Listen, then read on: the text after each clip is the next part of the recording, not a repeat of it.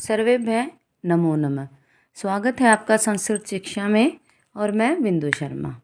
मित्रानी, आपको महाशिवरात्रि की ढेर सारी शुभकामनाएं।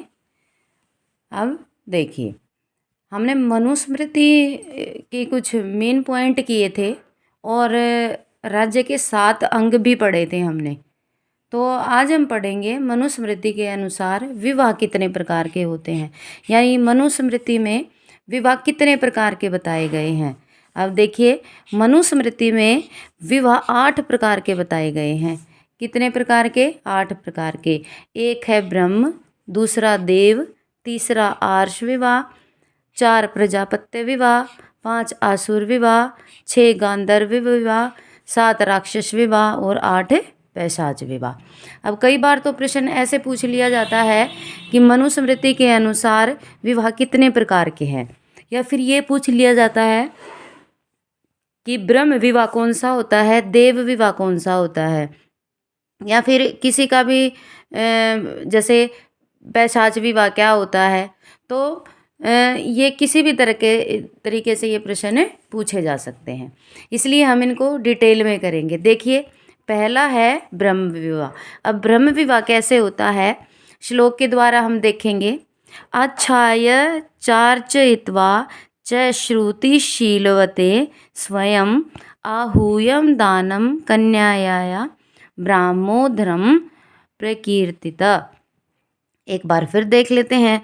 अच्छाय चार्चयित्वा च श्रुतिशीलवते स्वयं आहूय दानम कन्याया ब्राह्मो धर्मः प्रकीर्त। अर्थात अच्छे शील स्वभाव वाले वर को स्वयं बुलाकर उसे अलंकृत और पूजित कर देना, ये कौन सा विवाह है? ये ब्रह्म विवाह है। यानी अच्छे और शील स्वभाव वाले वर को घर पर बुलाकर उसको अलंकार और पूजा करके अपनी पुत्री देना, ये कौन सा विवाह होता है? ये ब्रह्म विवाह होता है। अब हम दूसरा देखते हैं, दैव विवाह क्या होता है। यजे तु वित्तते सम्यक ग्रह विजय करम कुर्वते अलंकृत सुतादानम देवै धर्म प्रचक्षते। फिर देखिए, यज्ञे तु वित्तते सम्यक ग्रह विजय करम कुर्वते अलंकृत सुतादानम देवो धर्म प्रचक्षते। अब ये कौन सा विवाह होता है?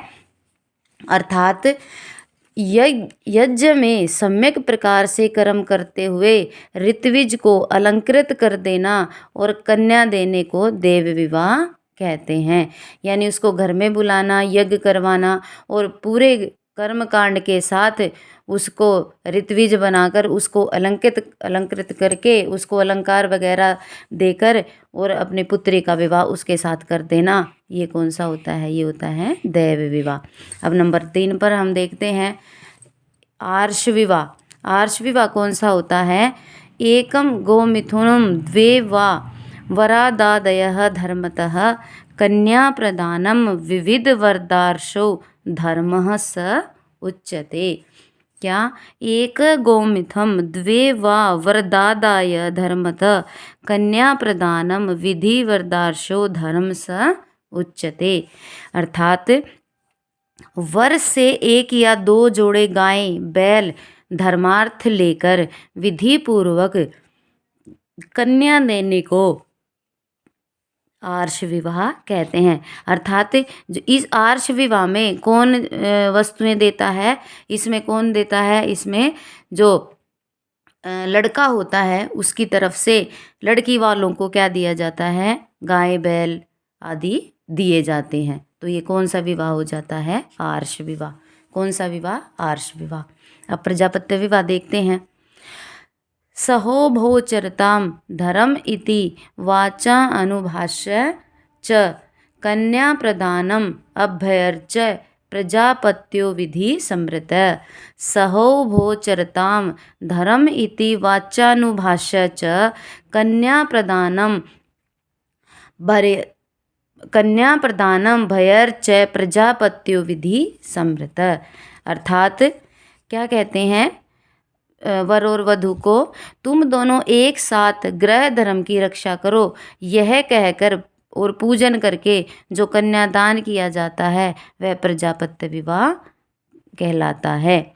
ठीक है, इसमें और बाकी धर्म कर्म आदि जो नहीं होते हैं, इसमें केवल लड़का और लड़की को ये बोल दिया जाता है कि अब तुम दोनों एक साथ अपने गृह धर्म की रक्षा करोगे और उनका पूजन करके अपनी लड़की का कन्यादान कर दिया जाता है। यह कौन सा विवाह कहलाता है? ये कहलाता है प्रजापत्य विवाह। अब आगे देखते हैं, पांचवा ये होता है गांधर्व विवाह, जो आजकल अधिक मात्रा में हो रहे हैं। इच्छया अन्योन अन्य संयोग कन्याश्च वरश्च च गंधर्व सेतु विजयो मैथुनस्य काम संभव। अब देखिए, कन्या और वर की इच्छा से दोनों का संयोग होना कौन सा विवाह होता है? गांधर्व विवाह है। अभिजान शाकुंतलम में दुष्यंत और शकुंतला का विवाह भी कौन सा था? वो गांधर्व विवाह था। फिर देख लीजिए, इच्छाया अन्यो अन्य संयोग कन्याश्च वरश्च गंधर्व सेतु विजयो मैथुन है काम संभव। कन्या और वर की इच्छा से दोनों का संयोग होना कौन सा विवाह कहलाता है? गांधर्व विवाह कहलाता है। आगे देखिए, ये है राक्षस विवाह। अब राक्षस विवाह, ये राक्षस विवाह कई बार डीएसएसबी में भी और एक एच एस्टेट में भी पूछा जा चुका है। देखिए, हत्वा छित्वा च भित्वा च क्रोशंति रुदति ग्रहयत प्रहर्षयः कन्याहरम राक्षसो विधि रुच्यते। फिर देख लीजिए, हत्वा छित्वा च भित्वा च क्रोशंति रुदति गृह्यत प्रहर्षये कन्याहरणम राक्षसो विधि रुच्यते। क्या? अर्थात बाधा डालने वाले को मारकर, अर्थात जो ये कार्य कर रहे हैं उसमें यदि कोई इनके बीच में आता है तो उसको मारकर घायल करके और दरवाजे आदि को तोड़कर रोती हुई कन्या को घर से जबरदस्ती हरण कर ले जाने को कौन सा विवाह कहते हैं?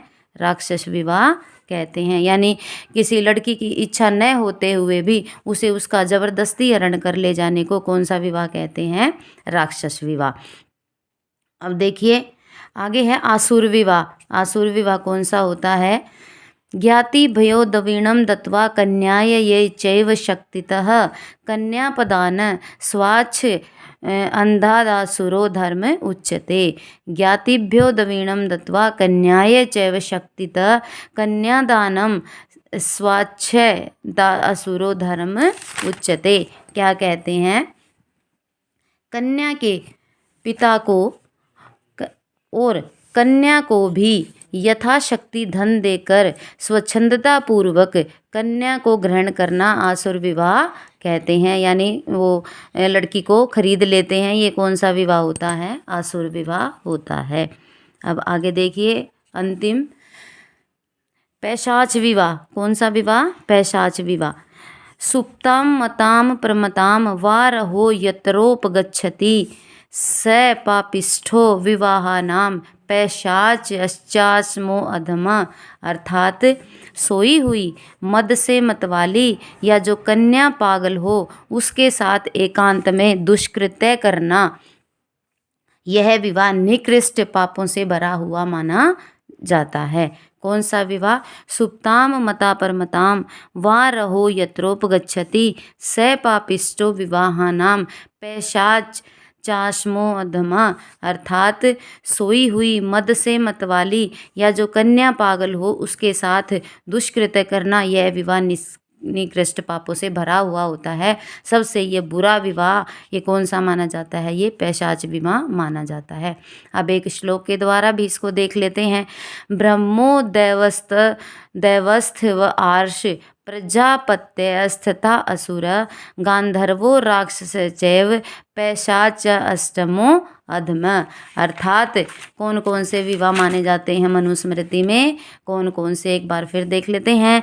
8 प्रकार के विवाह होते हैं। ब्रह्म विवाह, देव विवाह, आर्ष विवाह, प्रजापत्य विवाह, आसुर विवाह, गांधर्व विवाह, राक्षस विवाह और पैशाच विवाह। फ्रेंड्स, ये छोटा सा टॉपिक था लेकिन बहुत ही महत्वपूर्ण था। तो इसको आप चाहें तो इसको लिख सकते हैं, इसके नोट्स बना सकते हैं।